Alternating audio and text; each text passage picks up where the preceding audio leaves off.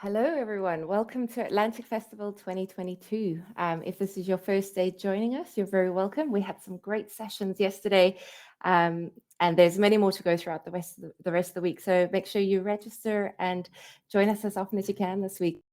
So we're back for our 8th year running. We have a packed event across these 5 days, 35 events, 40 plus speakers.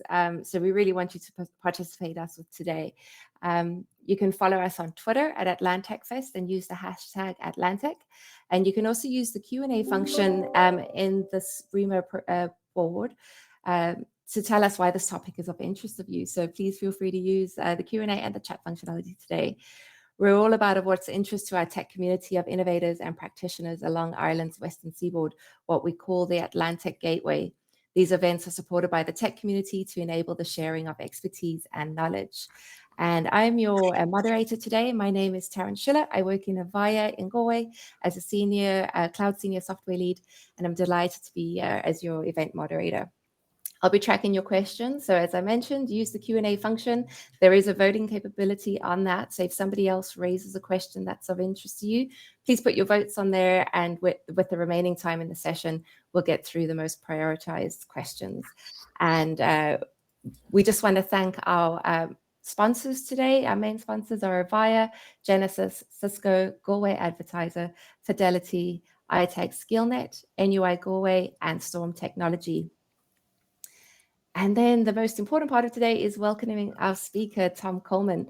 So he's the Director of Remote Wellbeing, and he's joining us in Atlanta today from Mayo, which is just down the road from me, apparently. So Tom is a qualified health scientist and holds an honors degree in health promotion and public health. And his passion is empowering people to easily transform their sleep, improve their health, and upgrade their lives. He's spent over a decade speaking, consulting, and working with elite teams, coaches, and businesses in aspect of sleep, health, performance, and recovery. Tom will be speaking to us today about sleep and the role of technology to improve our well-being. And you'll also get some great practical tools to use going forward. So welcome, Tom. We're very happy to have you with us. Thank you very much. Thank you very much for having me. Okay, so I shall share my screen with you. I have a slide deck. If there's any issue with my visuals or sound throughout, please do jump in and let me know. So I'm delighted to be speaking with you all wherever you are in the world. I hope you stay awake for the sleep talk. You all must be early birds, obviously, if you're up early. It's a win-win for me if you fall asleep. That guy was amazing. So I'll just give you a background on myself. I know I got a lovely introduction there. Basically, how I became involved and interested in sleep was I qualified many years ago, and I set up a nutritional consultancy business, and I got to work with fairly high-level teams and athletes pretty quick.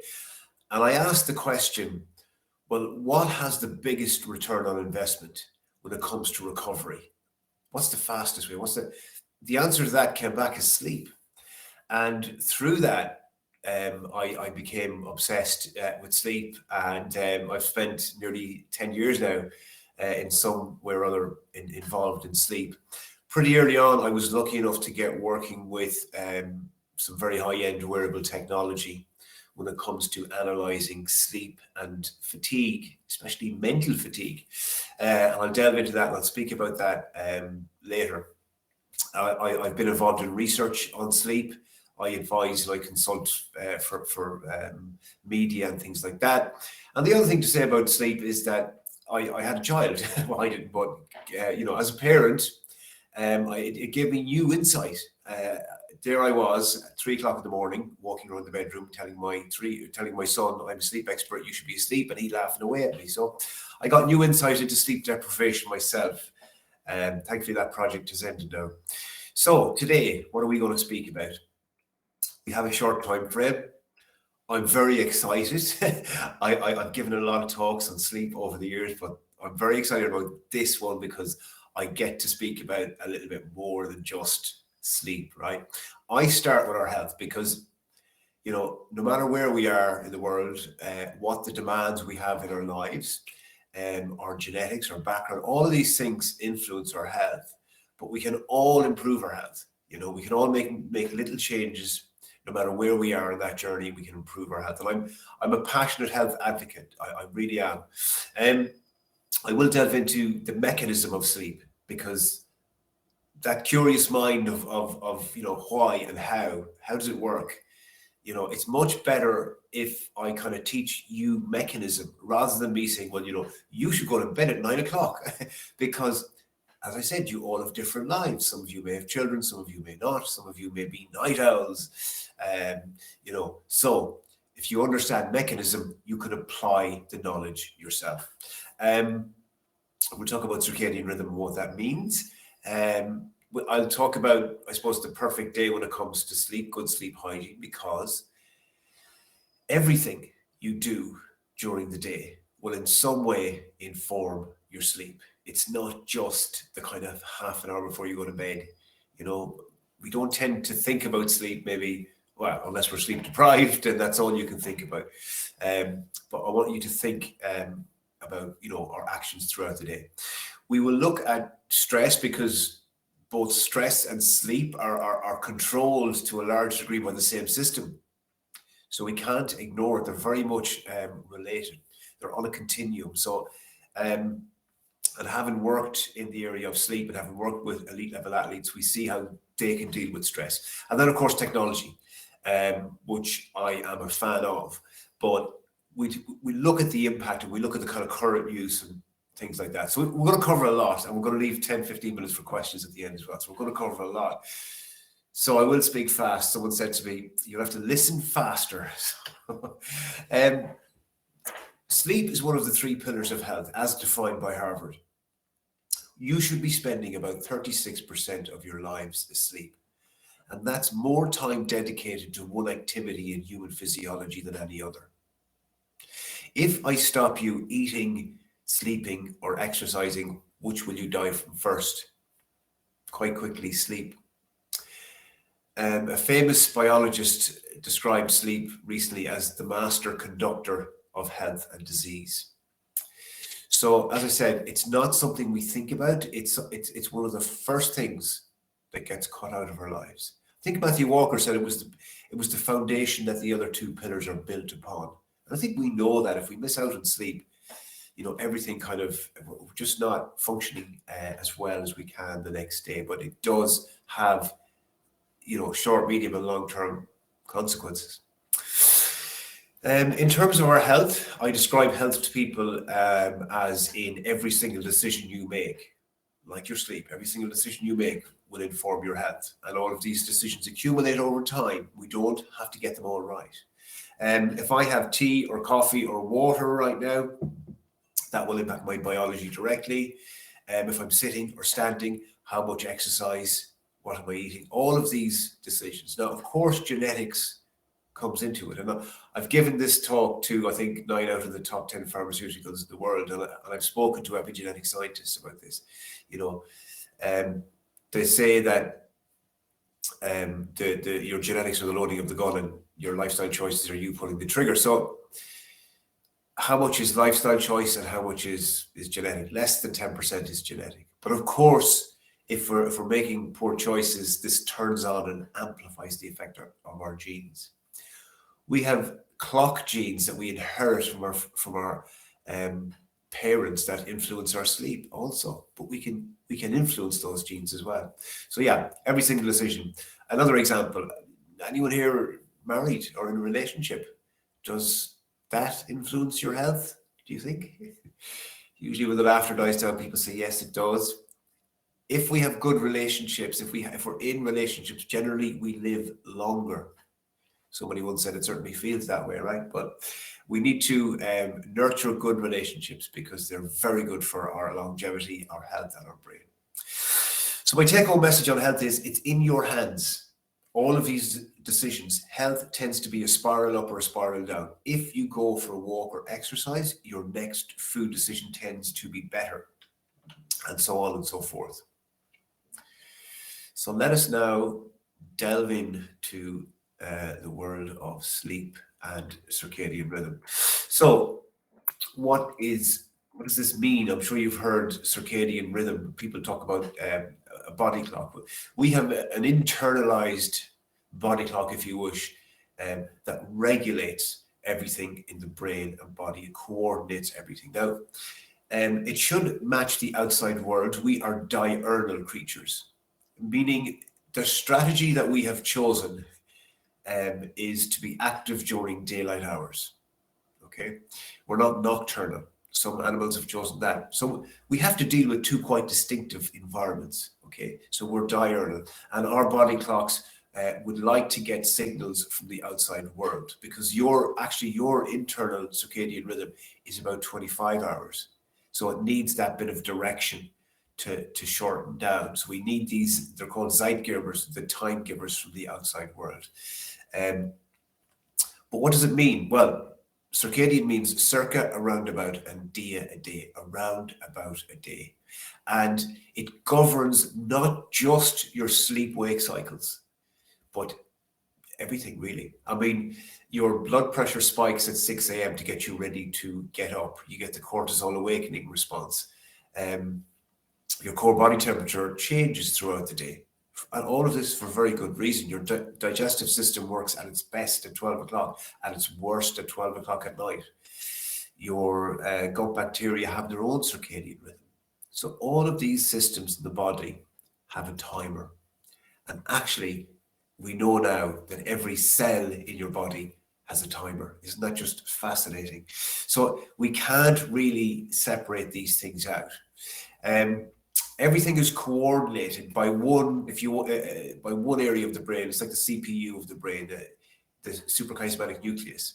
So there's one area of your brain which coordinates the timing of everything. Isn't that just amazing stuff? But as I said, if we're getting the external cues, of this area of your brain requires information from light to actually understand and know what time it is, and so what to do. Sleep is coordinated and regulated through different mechanisms. So we're woken up, and as I said, the different systems mobilize, and we get cortisol, and that tells us to get up. And then melatonin, you may have heard of, that helps push you to sleep, along with sleep pressure and other chemicals in the body. So how it works, as I said, your brain and body essentially tell you, get up and feed me, get calories, survive, learn, procreate, build shelter, right? So we get this pulse of cortisol in the morning, and that's getting most of us out of bed.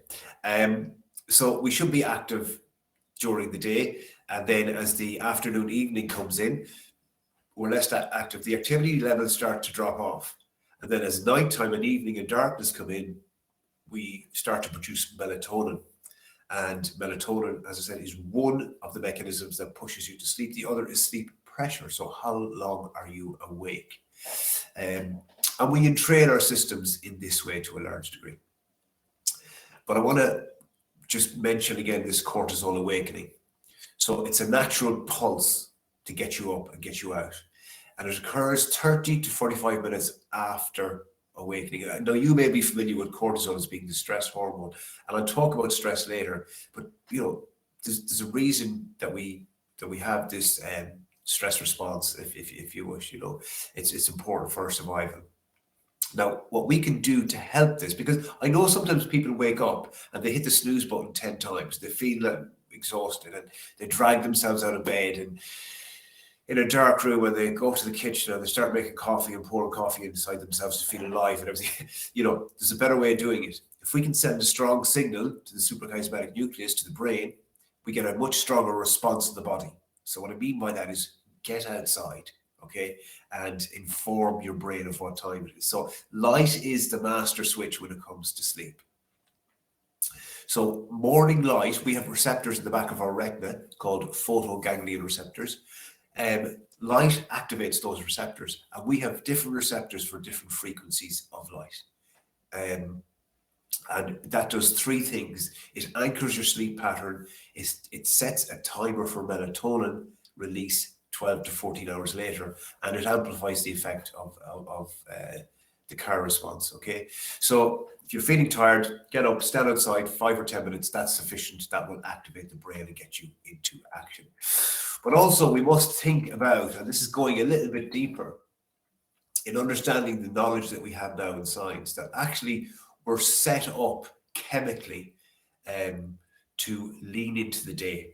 Okay, so I'm sure you've heard of move the big rocks first and eat the frog. Do the one thing, that's the big project, the thing that you have to get done first, because as creatures who are diurnal, our day is split into those two different distinctive phases, where early in the morning up to lunchtime, shortly after lunch, we're designed to be doing the very demanding tasks. We will meet less resistance if we put those very demanding tasks earlier in the day, almost first. Our concentration levels are much higher. We're cognitively much better earlier in the day. And you will maybe hear people like Jeff Bezos, saying, I don't make decisions after lunchtime or whatever else. We also operate, how the brain works and how sleep works is, when we sleep in 90-minute cycles. Throughout the day, these 90-minute cycles continue in the brain. They're known as ultradian cycles, okay? And a famous researcher found through a study that elite level musicians and athletes and chess players train in 90-minute cycles. That's without understanding or knowing anything about the brain or sleep science, that they found the best method was to train in 90-minute cycles and then have a short break. So, it is maybe a different way of looking at things. We've seen, this hybrid model and the landscape of work completely transform in the last 2 years. And it just may be another thing to throw into the mix and think about. We're actually more efficient if we work in these bursts of 90 minutes with 15 minutes off. Our systems, our brain, our bodies are set up that way. And we will be less likely to encounter burnout. And we have to understand with our circadian rhythm and these things, that we're actually better equipped to deal with stress at different times of the day. So we're actually better equipped to deal with stress earlier in the day than we are later in the day. And if we do experience stress later in the day, it will interfere with our sleep. So I hope that wasn't too deep a delve into circadian rhythm, but it is certainly something to think about. The next obvious question is, how much sleep do we need? As adults, we require about 7.5 hours. And that recommendation is based off 5 90-minute cycles of sleep, okay? Most of us, I suppose, maybe don't get that, or certainly a lot of us don't. When we're born, we require a lot more because of growth and development. As we age, we get worse at sleeping. Get worse at everything, do we, as we age? But, life happens and we can survive on very little, okay? So we adapt. Perimenopausal and menopausal women experience great difficulty with sleep. So, something traumatic happens, it can heavily influence sleep. So there's a lot going on. But for most of us, 7.5 hours, but it is personal. Some people can operate quite well off 6 hours. Other people require 9 hours. I want to delve briefly into a 90-minute cycle, because this is important information, because I'd like you, instead of hitting the snooze button 10 times, to think about, what time do I have to get up at? If I have to be awake at 6 to get my 7.5 hours, I should be in bed at 10:30. Sorry, I should be asleep at 10:30, which means I should be in bed at 10, which means I should be unwinding from 8. Okay, so planning our sleep in 90-minute cycles. Now, when we sleep, we drift away into stage 1 sleep. People don't even realize they're in stage 1 sleep. I hope none of you are in stage 1 sleep now. Stage 2, you fall deeper, your heart rate drops, your muscles relax, your breathing, your body temperature drops, and that drop in body temperature causes a rise in melatonin, and that pushes you into the deepest part of your sleep. The stuff we all crave, right? Stage 3, 4 sleep. And then you dream, and dreaming is a light phase of sleep. Now, your first 90-minute cycle is 5 to 10 minutes. By the time you reach your 5th 90-minute cycle, that dream phase has extended to an hour. So what's that telling us? That's telling us, as the night goes on, your sleep is getting lighter, Okay. Now, it's very important to say that light sleep and deep sleep are equally important. Don't undervalue light sleep. People come to me all the time and say, well, my Fitbit is telling me I'm only getting 20 minutes deep sleep. What can I do? We'll see why light sleep is so important. There's a lot happening when we sleep. From a physical perspective, all of this repair is happening in the body. Really important that we're getting sufficient sleep for our immune system. So when you fall asleep, your immune system wakes up. We make many immune cells at night while we sleep. Things like natural killer cells, T cells, mast cells. Inflammation is mediated. Hormones are regulated. So testosterone, estrogen, ghrelin, which tells you you're hungry. Okay, so we know that if you get less than 5 hours sleep, your ghrelin levels will rise, will go up, and the next day you get cravings. And let's face it, people, you're not getting cravings for salads, are you? You're getting cravings for carbohydrates. This gives us that lovely feeling. From a psychological point of view, your brain cleans itself at night. Your brain flushes itself out at night. You embed positive emotional experiences. Neuroplasticity, learning, that's when it occurs. It occurs during light sleep. So the vast majority of the psychological stuff is happening in the second half of the night. Okay, so if you miss out on sleep, you're missing out on that cleansing of the brain and the embedding of the memory. Your brain structure changes depending on the type of sleep you've had. So if people have issue with sleep, if people have difficulty with sleep, why is that? Various reasons. I categorize them. Physical components, we can control all of these things. Second thing, psychological, stress, worry, anxiety, overthinking. Third area is medical, sleep apnea, restless leg syndrome, medications. And the fourth area is circadian misalignment, the shift worker. I'll briefly delve into these. Light, I've explained. Light is the master switch. We need to control light inputs. So an eye mask is a valuable investment for later in the day. The technology we need to be careful with as well. How it actually works is we produce lots of serotonin when we get light. And serotonin is a precursor for melatonin. So if you've ever been outside all day, you notice that night you sleep very well. You sleep like a baby. And my mother used to tell me that was the fresh air, but I know it's all the light and the exercise. But control the light inputs. Caffeine has a half-life of anywhere from 5 to 8 hours, depending on your genome. So not more than 2 or 3 cups, not after 2 p.m. Food, certain foods will help sleep. Don't eat, leave 2 to 3 hours between your last meal and bedtime. Habits, we're great with children, aren't we? I mean, food, downtime, relax, don't wind them up. Shower, bath, pajamas, brush the teeth, bedtime story, and sleep.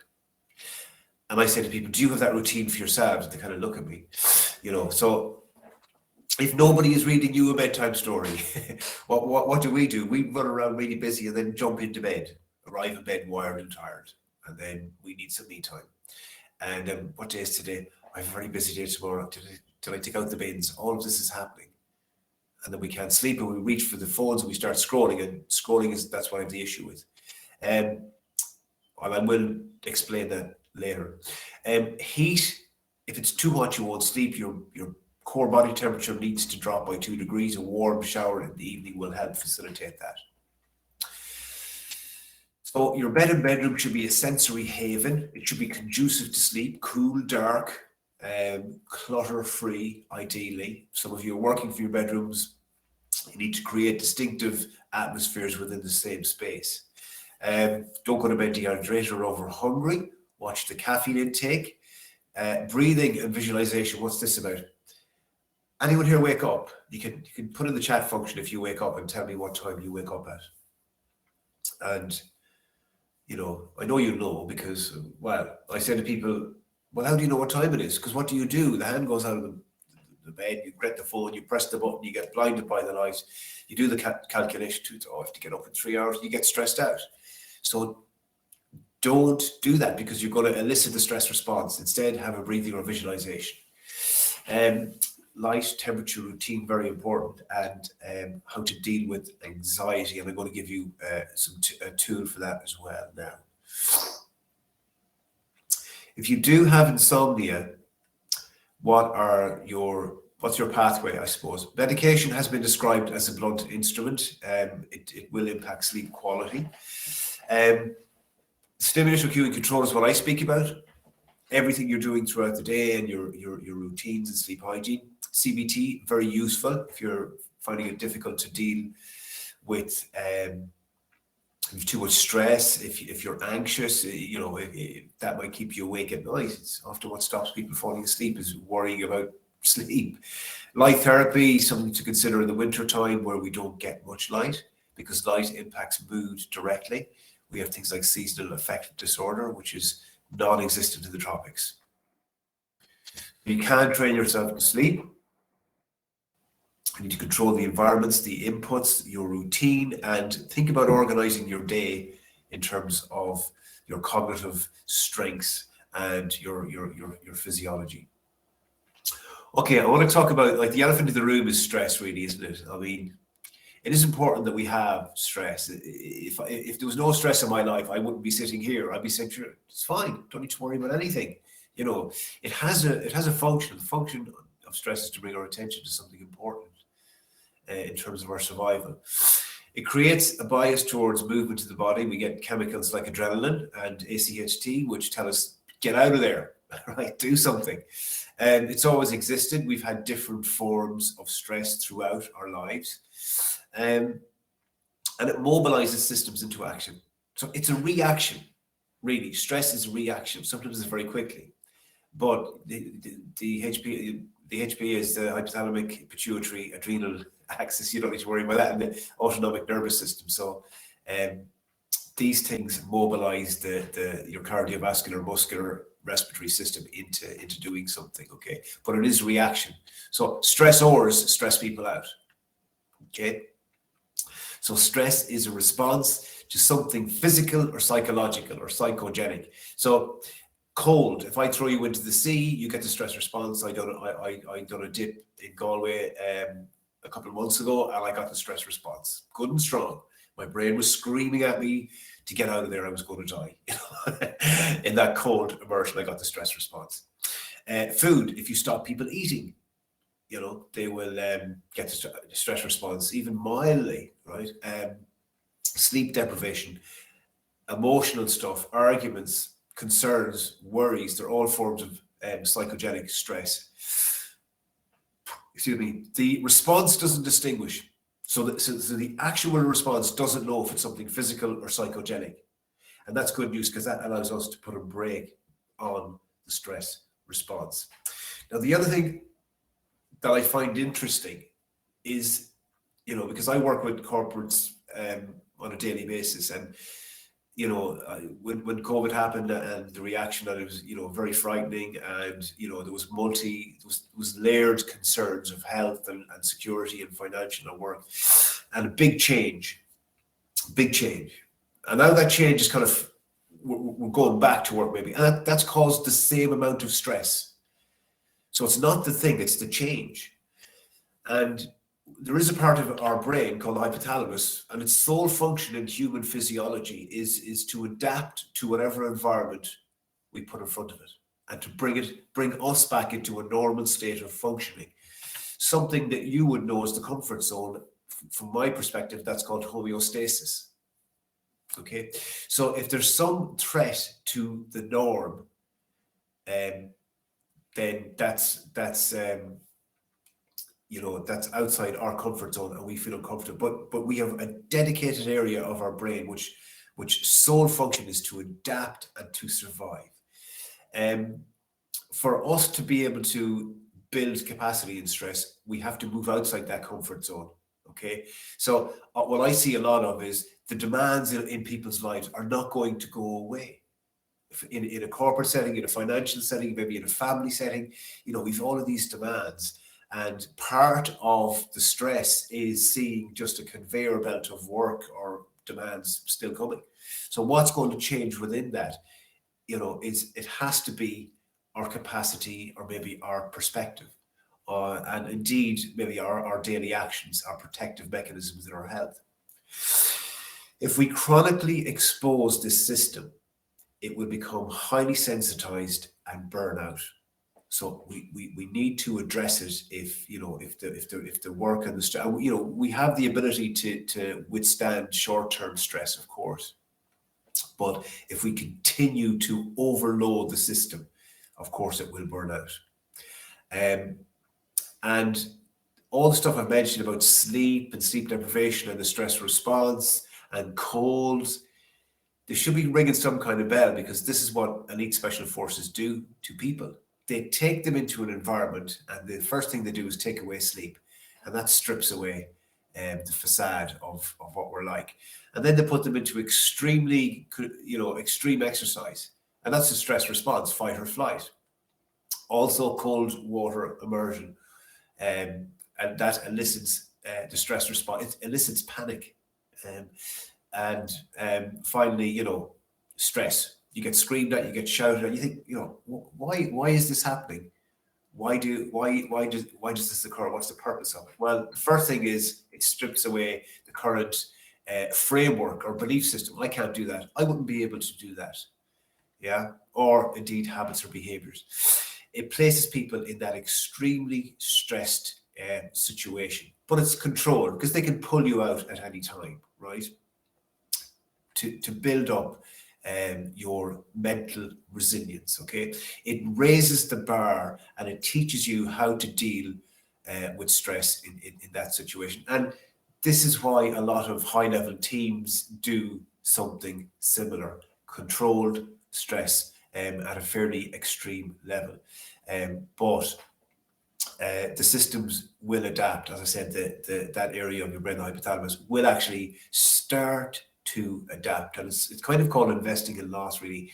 The whole basis of psychogenic stress is kind of built on our belief about our ability to control the stressor, and that is from a purely scientific kind of point of view. We can just sit and think and cause stress in our minds and in our bodies. We cause that stress response just by thinking. But it's based on our ability to control the stressor. And so I think what we really have to do is build out our capacity for stress. So I'm going to leave the stress piece. I will come back at the end because I want to give you a little technique. Time is of the essence. So I want to talk to you about technology. I've been lucky enough to work with a company called Fatigue Science, and they got their hands on some technology that was actually developed for fighter pilots. The US military has put a lot of money into sleep and fatigue because they understand. And the reason they developed this technology was that, if you lose a $30 million fighter jet, that's fine, but you don't want to lose a person who's taken 10, 15 years to train.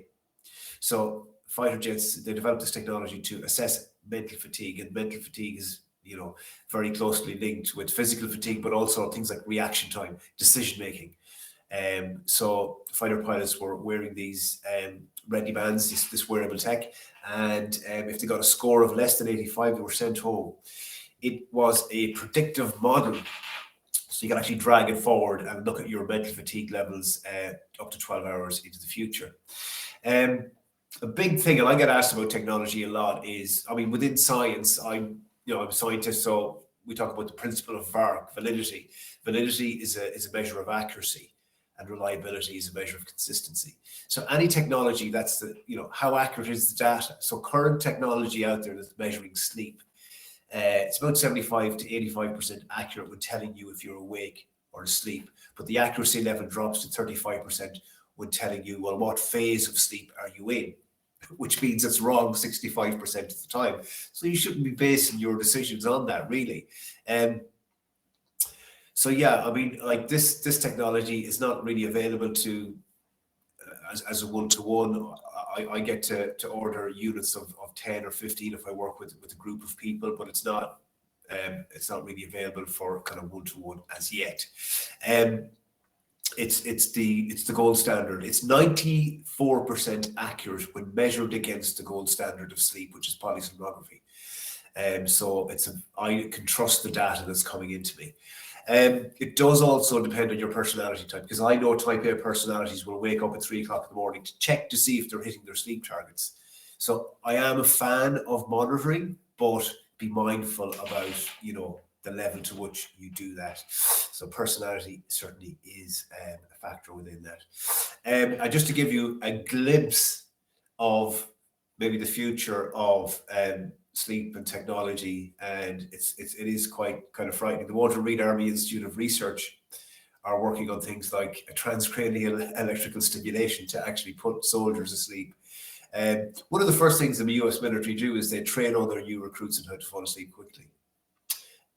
So they understand the value of sleep. And as Dr. Thomas Balkin, he's a general in the US military, the edge will go to whichever force has obtained the most sleep. So they understand the inherent value of sleep and how that impacts decision-making, reaction time, and everything else related to that. So, there is quite scary technology maybe there, but I'm going to try and help you utilize the technology that you have within you, because that's as powerful as anything really. How are we using current technology? I'm not a fan of scrolling, okay? Because I understand the mechanism of how it works. App companies have paid neuroscientists millions to understand how do we keep someone on the tech for as long as possible? They're fighting for our time, right? So scrolling to the brain is the chemical equivalent of gambling. And what's the emotion associated with gambling? Excitement, right? So scrolling actually utilizes something called dopamine error reward, okay? So if we get a notification, we get a hit of excitement, dopamine. That's dopamine telling us, oh, something's happening there. And then we go and check. And if we get lots of followers, we get a second hit, even more powerful, of dopamine. And if we don't get that hit, well, then we just repeat the behavior, because, dopamine is about what I haven't got. Imagine in the desert, you're going along and you see signs of water, and you're dying with thirst. You see signs of water. Suddenly you get a load of energy, that neural energy of excitement. That is dopamine, okay? So that's what's being utilized. And people think they're relaxing and unwinding and disconnecting by scrolling, and they're actually stimulating their nervous system. Okay, so we have to understand, the background of how it works and what we can kind of do better. And I am a fan of technology and its use in sleep. So meditations, podcasts, relaxing sounds, and even sleep measurement to without going into the great level of depth, but we can use technology very positively to help us, because I do believe that cognitive unwind is very important, because if you go to bed wired and tired and stressed out, you may fall asleep, but your brain will wake you up at 3 or 4 in the morning looking for danger. Okay, so it is important. Leveraging technology. So I'm going to teach you a breathwork response. It's called the calm response. We do it ourselves. Every animal with a diaphragm has it. This is based on Dr. Andrew Huberman from Stanford University. He talks about your autonomic nervous system, your stress response on the left, fight or flight, and then the rest and recover. We have the calm response. You do the calm response when you're tired, when you're asleep, or after you've had a good cry. Okay, so here's the calm response. I can't do it because I'm actually all clogged up my sinuses. So it's a double inhale through the nose and a long, slow exhale.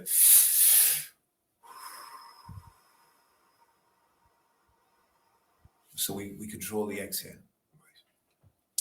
It pushes the diaphragm up into the thoracic cavity. It compresses space, compresses blood flow in the heart, tells the brain to relax. Fastest scientific method to reduce stress. As I said, you do it after you cry. Right. It's not based on psychology. When has calm down ever worked? Or telling your partner to calm down, even better. So we can leverage our respiration to influence, and we can go from a state of deep relaxation and sleep to a state of panic inside 2 seconds. The fire alarm going off in our bedroom. But we need to be aware of where we are. How cognitively wound up are we? and consciously build in these little relaxations into our day and before we sleep. And we can leverage the other way also. So I hope that you're all still awake. I've got 2 slides left. The first is about failure. One thing I learned about failure was it's necessary.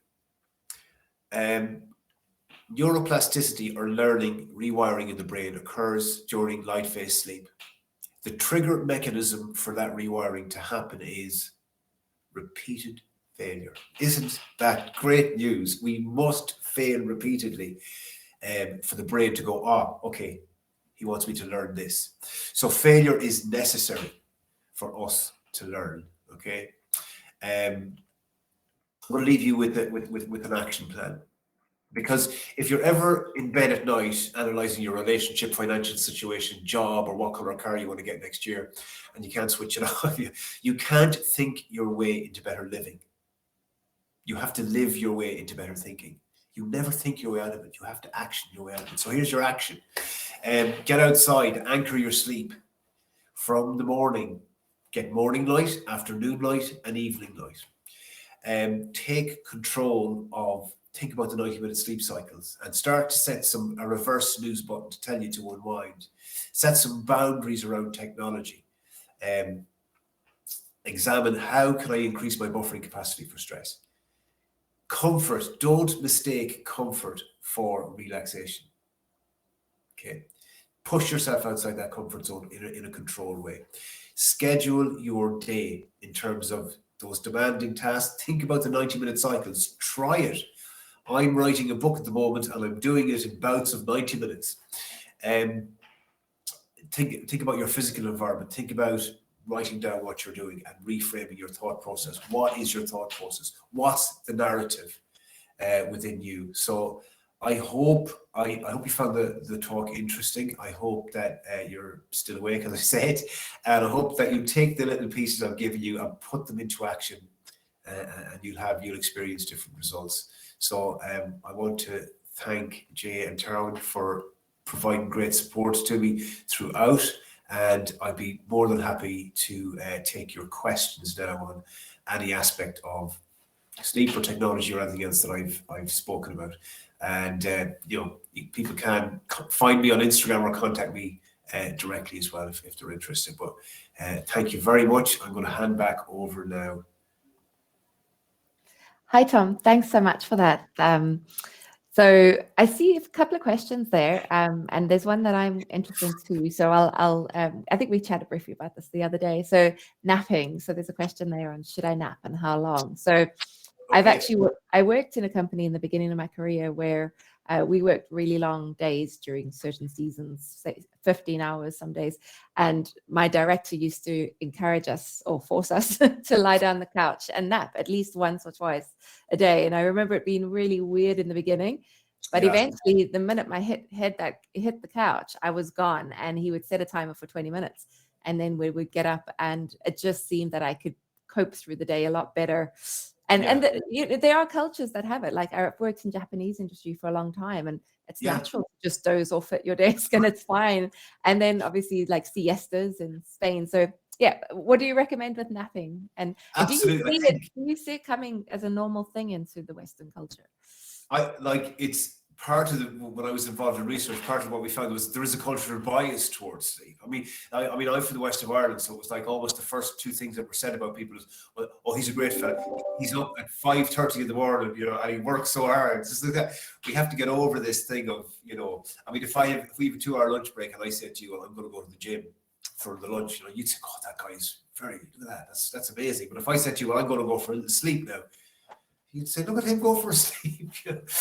So within Japanese culture, it's quite acceptable to fall asleep at work in a meeting. It's acceptable. That person is working so hard, they need to sleep.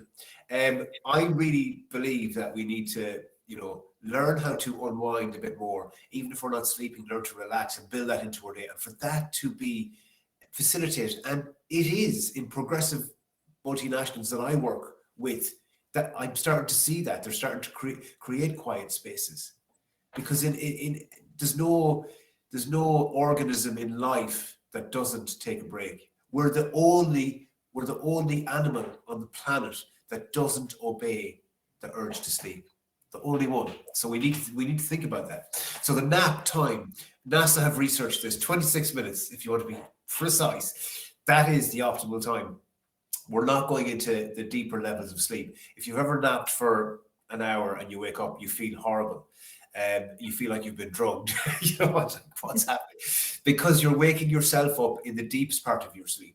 So if you're a shift worker, maybe think about the 90-minute cycle before going into a night shift. So if you're going to sleep, a full 90-minute cycle or 15, 20, 25 minutes. Okay. And you can, like you said, you can train yourself to sleep. If you can't, or if you find that nap interferes with your sleep onset later in the day, then maybe just think about conscious relaxation as opposed to having a nap. Yeah, and I did mention that to you as well, but I found that nap training so early in my career was great because especially when I was commuting a lot, like traveling Yes. for work, I could easily be in a taxi, on a train, or on an airplane and get that like nap cycle in, no problem, and feel refreshed on the other side. Yeah. Cool. So there's a few other questions in there. One that's got the most votes is any advice on snoring partners? I know you mentioned that earlier on, impacting our sleep. Yes. Get a bedroom divorce before you get a real one. I gave this advice out to people. I had a woman on my talk recently. She said, I did actually kick my husband out of the room for a few months, and he managed to get his way back in again because he snored very loudly. And for the first 2 or 3 months when he came back in, he didn't snore. I think subconsciously he was afraid that he was going to get kicked out. But yeah, so like, why is snoring happening for the person first? We all snore at some point in our lives. Is there anything else there?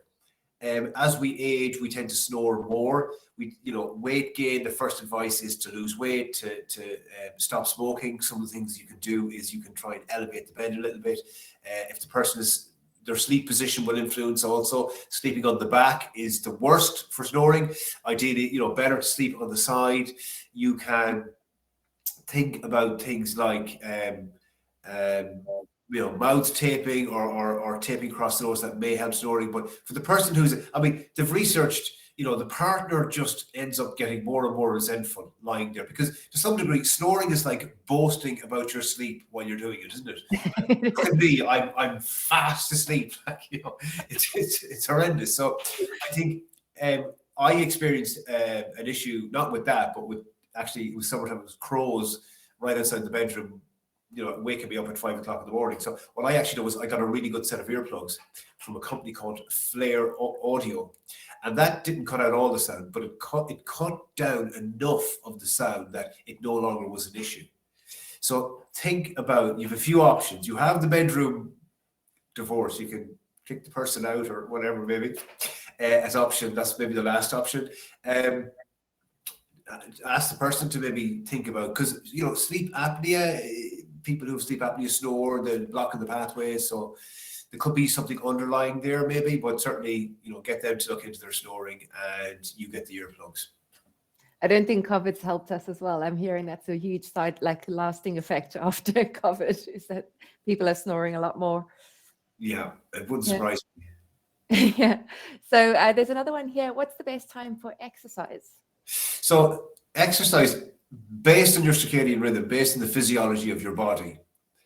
Well, I kind of say, well, there's not a bad time for exercise. Obviously, like food, we don't want to exercise too late because depending on the nature of the exercise, we could be kind of eliciting that stress response. So we could be pushing adrenaline into the system, so it will delay sleep onset. But again, the scientific answer is 5 p.m. approximately. Well, your core body temperature reaches its peak at about 5 p.m.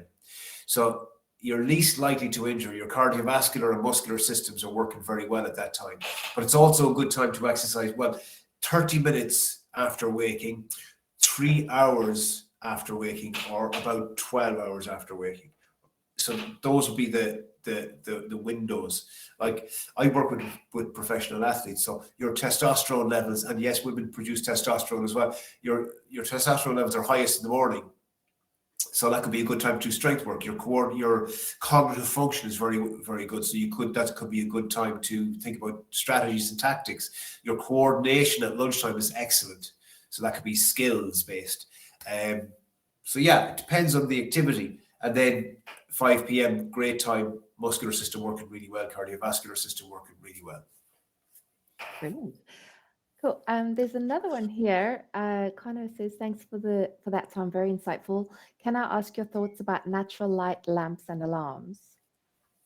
So yeah, I suppose the premise is that you're not just getting awoken by an alarm that screams at you, you know, that suddenly, like out of nowhere, you know.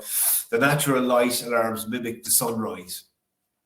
And you know, that may be a good idea. I mean, I think that, you know, we need to understand light. I mean, if we have light in our bedrooms, they shouldn't be overhead, because overhead light mimics the midday sun.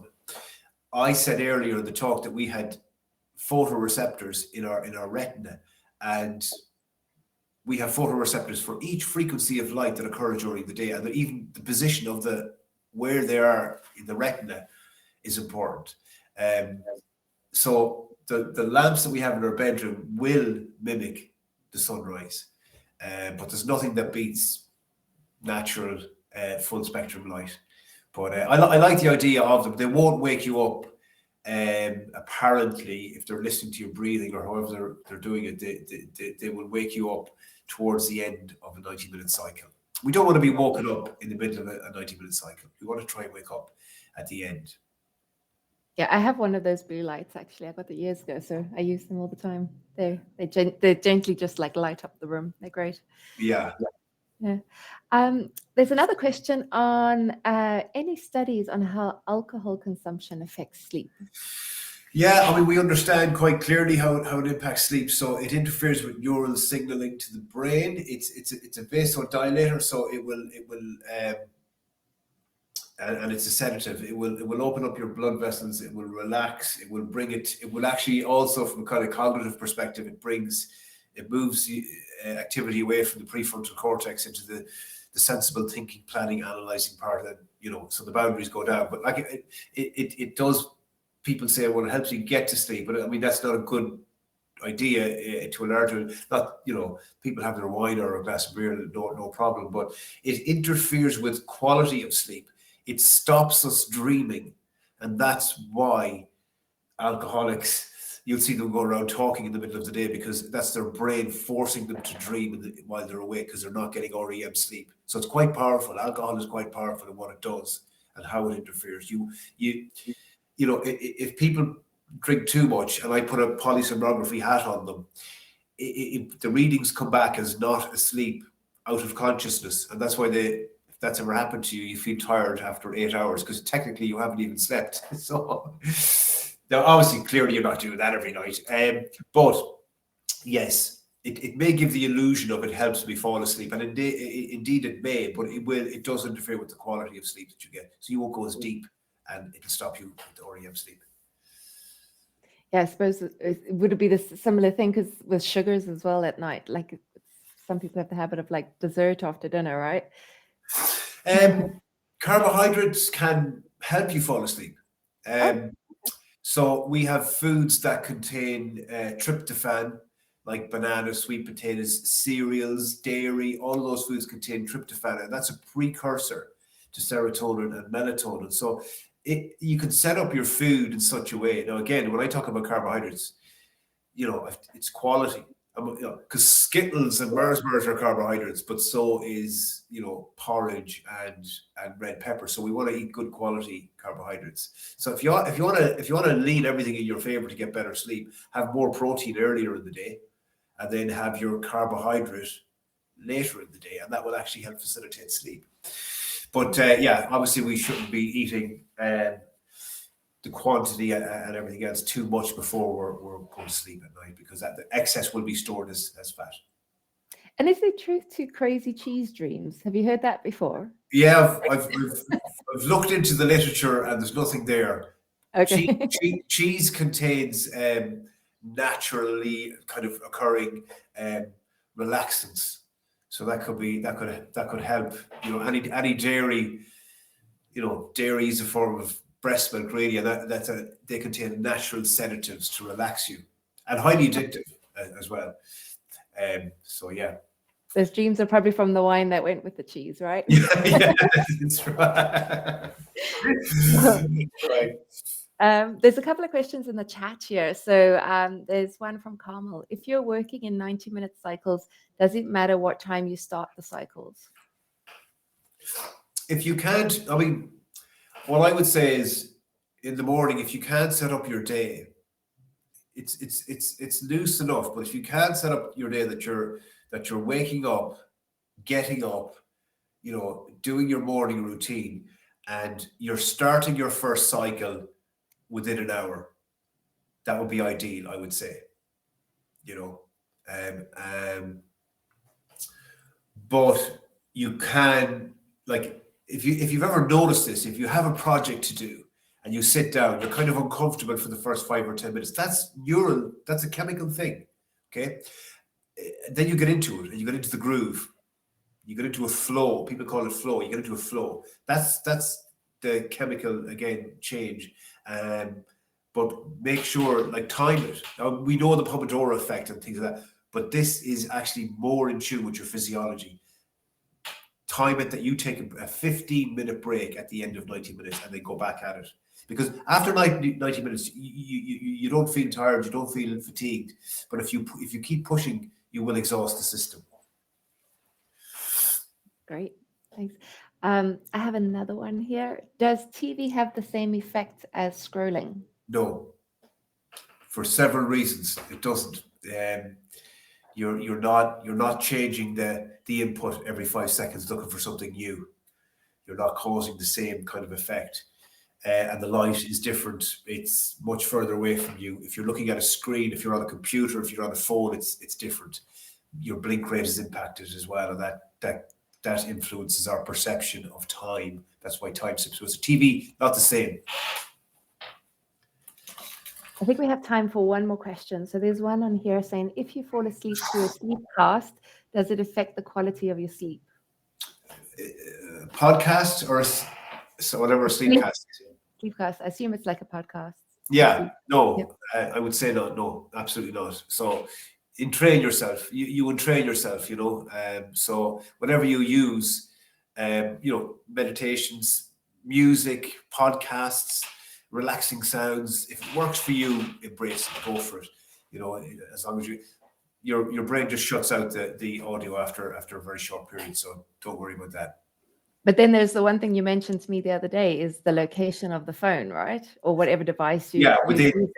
It should be away. It should not be under the pillow, because that phone is speaking all the time to Wi-Fi and to satellite. So, the electromagnetic waves can influence your brain and your sleep. So it should be minimum, 1.5 to 2 meters away from your bed.